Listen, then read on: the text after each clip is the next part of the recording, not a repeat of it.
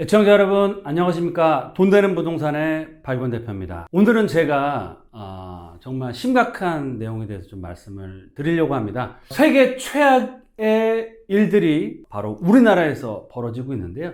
그래서 오늘 말씀드린 내용은 세계 최악 큰일 났다 라는 내용을 말씀을 드리겠습니다. 한국인이 인구 부족으로 지구상에서 사라지는 최초의 국가가 될 것이다.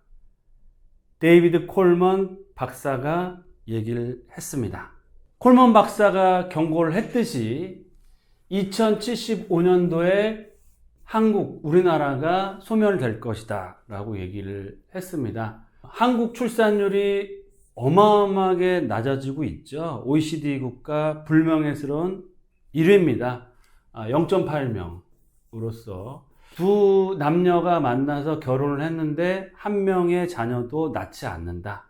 줄어들 수밖에 없겠죠. 앞으로 대한민국이 인구 감소와 소멸로 인해서 세계에서 사라지는 나라가 될 것이라고까지 얘기할 정도로 그만큼 저출산과 고령화가 어마어마하게 심각해지고 있다라고 보시면 좋겠습니다.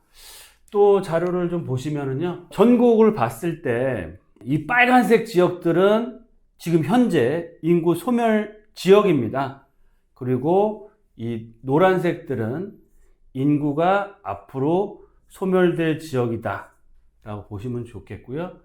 유일하게 서울과 수도권 지역, 그리고 춘천 원주 지역, 그리고 대구 지역, 그리고 순천 광양 지역, 경상남도 지역만 인구 소멸 위험이 없다 뿐이지 거의 전국적으로 지역 소멸이 확정이 됐거나 앞으로는 지역 소멸이 될 수밖에 없는 상황이다. 보시는 것처럼 거의 지방이나 농사를 짓는 지역들은 거의 다 이제 앞으로는 소멸이 된다라고 보시면 좋겠죠. 네, 통계 자료를 좀 살펴보겠습니다. 총 인구가 3년 전부터 줄어들기 시작했습니다. 지금 현재 총 인구가 5,174만 명이고요. 전년 대비해서 약 9만 명 정도가 줄어들었고요. 앞으로 시간이 가면 갈수록 계속 더 줄어든다. 서울 수도권과 지방 몇몇 군데를 제외하고는 인구 소멸이 시작되고 있고요. 앞으로 될 지역입니다. 그래서 수도권 지역 보시면 전년 대비 0.1%만 늘어났습니다. 2,608만 명이고요. 나머지 영남이나 호남이나 중부권은 전체가 다 마이너스다라고 보시면 좋겠습니다. 또 고령화 지수를 좀 살펴볼 텐데요. 유소년, 어린 친구, 청소년 100명당 고령 인구를 좀 보면 2010년도에는 10대들이 부양해야 될 인구가 한 70명 정도 되고 있었는데요. 2016년도에는 유소년, 청소년들이 부양해야 되는 인구가 똑같아졌습니다. 2021년도는 무려 143명이나 부양을 해야 되는 거고요. 중요한 것은 불과 5년 만에 고령화되고 늙은 분들, 어린 아들, 딸들이 부양해야 될 노인들이 43명이나 늘어났다. 앞으로 추세는 더더욱 늘어나겠죠. 그 얘기는 뭐냐면 젊고 어린 친구들은 점점 더 줄어들고 정말 나이든 60대, 70대 이상의 분들만 계속해서 늘어난다라고 보시면 좋겠습니다.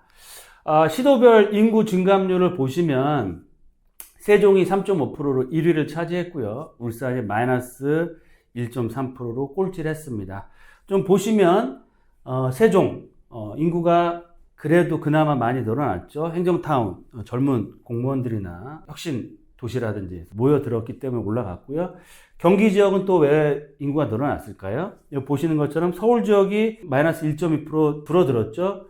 이 서울에 있는 분들이 경기도나 인천으로 갔다라고 보시면 좋을 것 같습니다. 제주 같은 경우는 좀 특이한 상황이니까 그렇고요. 나머지 세종과 경기, 인천, 제주를 제외한 전국의 모든 지역들은 어떻게 된다? 인구가 증가한다, 감소한다. 다 감소를 하고 있습니다. 다 감소를 한다는 건 뭐냐면 사람이 줄어들면 거기에 따라 부동산의 수요가 어떻게 될까요? 당연히 줄어들 수밖에 없죠. 그러면 인구는 줄어들고 집 살 사람들은 없어지면 집값은 어떻게 될까요? 장기적으로 봤을 때는 대한민국의 부동산은 상당히 어둡다라고 말씀을 드리겠습니다. 네, 하지만 조금 긍정적인 위안을 좀 찾을 수 있는 데이터도 있습니다. 총 가구 수를 좀 살펴볼 텐데요. 전국적으로 2,202만 가구가 있습니다. 전년 대비해서 53만 가구가 늘어나서 2.5%가 늘어났습니다. 그 얘기는 뭐냐면 인구는 줄어들지만 가구 수는 증가한다. 즉 가구 수라는 게 굉장히 중요하겠죠. 부동산 시장 상황에서는 가구 수가 증가한다는 건 수요가 늘어난다라고 보시면 좋을 것 같은데요. 보시면 특이사항은 3인 이상 가구가 급속도로 감소를 하고 있습니다. 무려 21만 가구가 줄어들었고요. 보시는 것처럼 가장 높았던 2000년도에 44.5%가 지금은 18.8%로 가장 낮은 구성원이 됐다. 그리고 주목해야 될 점은 가장 적었던 1인 가구가 지금은 33%가 넘는 가장 높은 세대수로 됐다라고 보시면 좋을 것 같습니다. 그 얘기는 뭐냐면 이제 1인 가구, 2인 가구가 대세가 되고 3, 4인 가구, 전통적인 우리 기준에 봤을 때 50대 이상에 봤을 때 가족 단위의 구성이 거의 이제 없어진다라고 보시면 좋을 것 같습니다. 평균 가구 원수를 좀 살펴볼 텐데요. 평균 가구 원수가 3명이 채 안 되는 2.29명입니다. 시간이 가면 갈수록 평균 가구 원수도 급속도로 줄어들고 있다라는 데이터가 보이죠. 이 데이터를 보셔도 일부 지역에 따라 틀리겠지만 대한민국 전체를 봤을 때 소형 평형의 주택의 수요는 늘어날 수밖에 없고 대형 평형의 수요는 줄어들 수밖에 없다. 물론 전국적으로 봤을 때입니다. 물론 서울이나 뭐 특정 지역 같은 경우는 좀 틀리겠지만 전체적인 경우를 봤을 때는 그렇다라고 보시면 좋을 것 같은데요. 가구 수가 늘어난다고 해서 좋아할 만한 것은 아닙니다. 왜냐하면 전국 가구 수의 정점, 가장 높이 되는 정점이 멀지 않다라고 데이터가 나오고 있는데요. 지금 2023년입니다. 이 정도라고 보시면 되는데 지금은 한 가구수 정점이 한 1.5 가구 정도라고 보시면 좋을 것 같은데요. 이 증가폭 자체가 계속 줄어들고 있습니다. 30년도는 1.12, 40년도에는 0.29로 거의 똔똔 비슷하다고 보시면 좋을 것 같고 40년 이후에는 가구수 자체도 줄어든다라고 보시면 됩니다. 앞으로 몇 년 남았죠? 7년밖에 남잖아요. 7년 후에는 수요가 더 줄어들고 17년 후에부터는 본격적으로 가구수도 줄어든다. 그러면 뭐 10년, 20년까지는 아니더라도 20년 이후에 부동산의 그런 전망은 굉장히 불확실성이 커지고 있다라고 보시면 좋을 것 같습니다. 이런 데이터를 보더라도 정말 좀 길게 봤을 때 부동산 가격이 빠질 수밖에 없는 그런 상황이다라고 보시면 좋을 것 같고요. 투자를 하실 때도 정말 이제는 옥석을 가르시고 지역별 양극화 그리고 인구가 정말로 늘어날 수 있는 지역인지를 꼭 보시고 청약을 하시고 또 갈아타기를 하시고 투자를 하셔라 라고 말씀을 드리겠습니다. 네, 또 뉴스를 좀 보시면은요, 작년에 20개 대학이 문을 닫았는데 지금까지 무려 19군데가 지방대라고 합니다. 뭐 벚꽃이 필 순서대로 대학교가 소멸한다라는 내용들이 많이 나오고 있는데요. 중요한 것은 앞으로 전국에서 거의 200곳 가까운 데가 폐교가 된답니다. 그만큼 저출산이나 학령인구, 학교 다니는 정말 어린 친구들이 급격하게 줄어들고 있다라고 보시면 좋을 것 같고요. 진학 대상자가 2020년도에 82만 명이었는데 40년도에는 26만 명이니까 거의 60에서 70%가 줄어든다. 그만큼 주택의 수요조차 급격하게 줄어든다라고 보시면 좋겠습니다. 제가 이 뉴스를 보고 깜짝 놀랐습니다. 뭐 아이가 줄어서 폐교한다, 뭐 지방 시골이겠지라고 했는데요. 그게 아니고요. 서울에 있는 초등학교도 문 닫는 곳이 이제 나오고 있습니다. 한두 군데가 아니고 꽤 나오고 있는데요. 전국의 초중고등학교 학생이 521만 명이었는데 앞으로 3년 만에 400만 명대로 25% 이상이 줄어듭니다. 또 초등학교, 중학교만 줄어드는 게 아니고요. 고등학교 또한 서울 일반계 고등학교가 문을 닫습니다. 내년에. 또 전국에 있는 어린이집 수도 8,200군데가 줄어들고 있다라고 보시면 좋을 것 같아요. 그래서 정말 어린 친구들 산부인과 학교는 없어지고 늘어나는 건 뭐죠? 바로 요양원, 요양병원만 늘어나는 것 같습니다. 그만큼 주택시장을 봤을 때 장기적인 측면에 봤을 때는 정말 인구 감소가 정말 엄청나게 큰 충격파로 올 수밖에 없다. 지금 현 시점에는 뭐 금리 인상이나 그런 대외적인 경기의 불확실성이나 그런 가격이 단기간에 급등에 따른 그런 반작용으로 가격 하락을 하고 있지만 앞으로는 이런 절대적인 수요와 공급 측면에서 수요가 무너지는 상황이다라고 보시면 좋을 것 같습니다. 네, 또 데이터 자료를 좀 보시면 우리나라 전체 인구가 한 5,160만 명이라고 볼 수 있겠는데요. 0세부터 10세, 20세, 30세, 40세, 50세, 60세, 70세까지를 보겠습니다. 지금 현 시점에서 가장 많은 그 인구가 많은 나이대가 몇 살이신 것 같으세요? 네, 바로 50세 초중반 있는 분들이 가장 많습니다. 50세가 91만 8천 명이고요. 뭐 92만 명, 제일 많죠. 90만 명, 90만 명, 90만 명. 그것부터 좀 줄어들고요. 두 번째 인구가 많은 세대가 바로 60대입니다. 60대면 거의 이제 은퇴를 하셨죠. 경제 생활을 거의 안 하신 분들이 많고요. 그 다음 많은 인구수가 40대라고 볼 수 있겠는데, 일단 70대 이상은 뭐 집을 사신다거나 경제활동 하실 수 있는 상황은 아니기 때문에 조금 배제를 하고, 40세가 84만 1000명입니다. 그 다음으로는 30세 70만 7000명, 70만대로 내려갔죠. 바로 20대 급속하게 줄어듭니다. 53만 6천명. 10대는 47만 명. 뭐 최근에 태어난, 올해 태어난 친구들은, 어린 친구들은 25만 명대로 급격하게 줄고 있습니다. 그러면 주택을 구매할 수 있는, 실제로 집을 살 수 있는 수요 자체가 가장 높은 연령대가 어딜까요? 바로 30대와 40대입니다. 그렇죠? 결혼을 하는 세대나 자제분들을 키우는 경제생활에 중추적인 역할을 하는 40대가 가장 중요한 주택 매수세라고 보시면 되는데, 50대에 비해서 40대는 그나마 84만 명으로 버텨주고 있습니다. 80만대.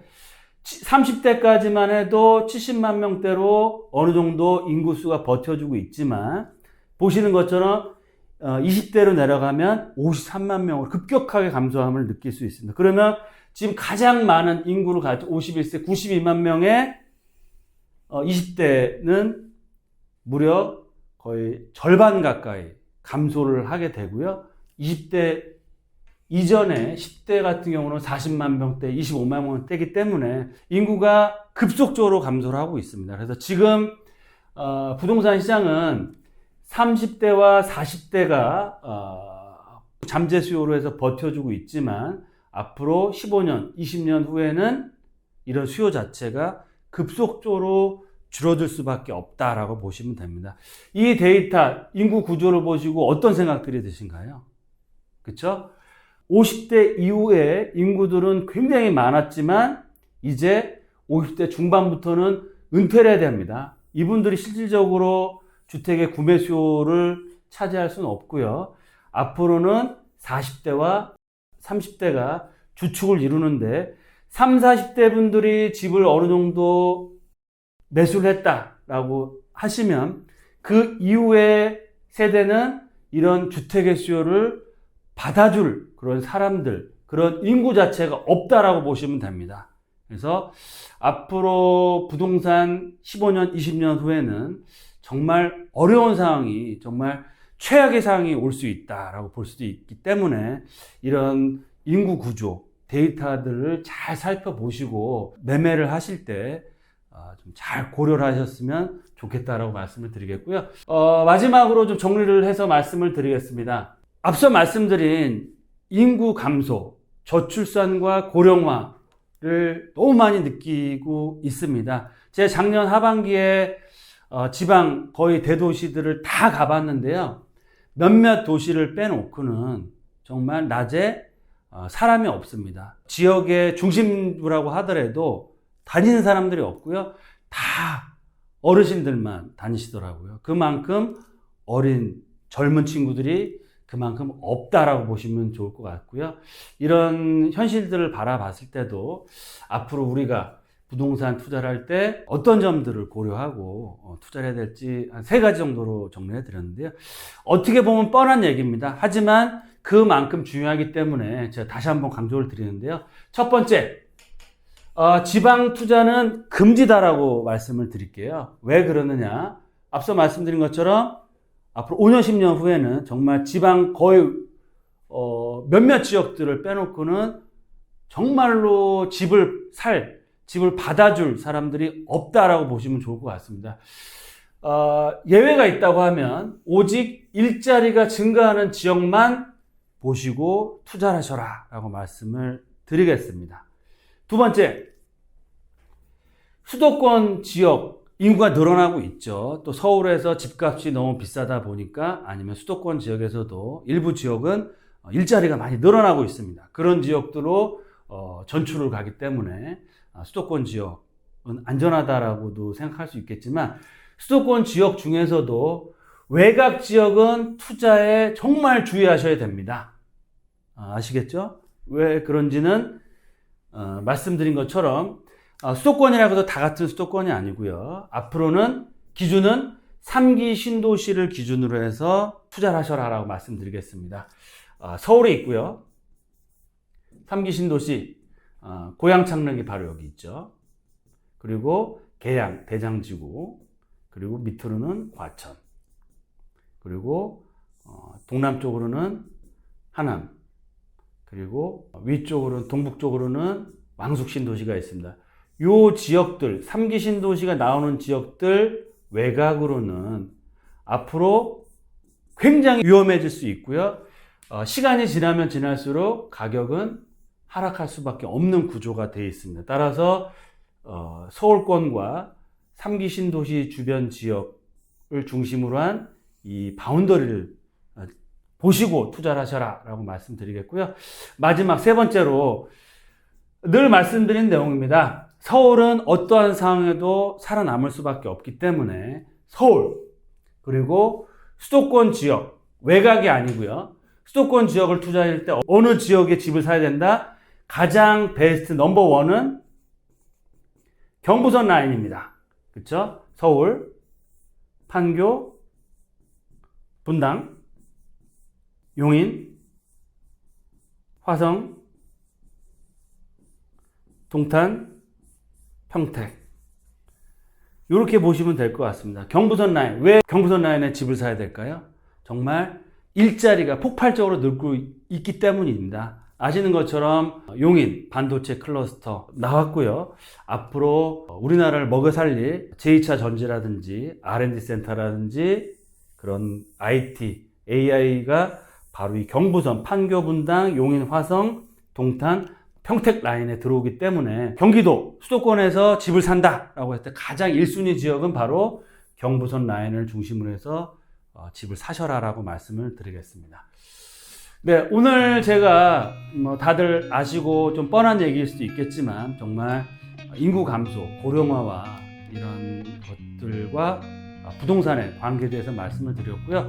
지금 현 시점에서는 금리 인상이라든지 단기적인 수급 불일치, 역전세난, 그리고 경기 불확실성 때문에 집값이 조정을 받고 있지만 중장기적으로 봤을 때 15년, 20년 후에는 정말 양극화가 더욱더 심화되고 서울과 수도권 일부 지역만이 살아남을 수 있다라고 말씀을 드리고 싶어서 하시는 거고요. 집을 매매하실 때, 사실 때는 꼭 서울권, 수도권 지역, 핵심 지역만 보시고 청약하시고 집을 사셔라 라고 말씀을 드리겠습니다. 날씨가 많이 더워지고 있습니다. 늘 건강하시고 하시는 일 잘 되시길 기원 드리면서 다음 방송 시간 때 만나 뵙도록 하겠습니다. 감사합니다.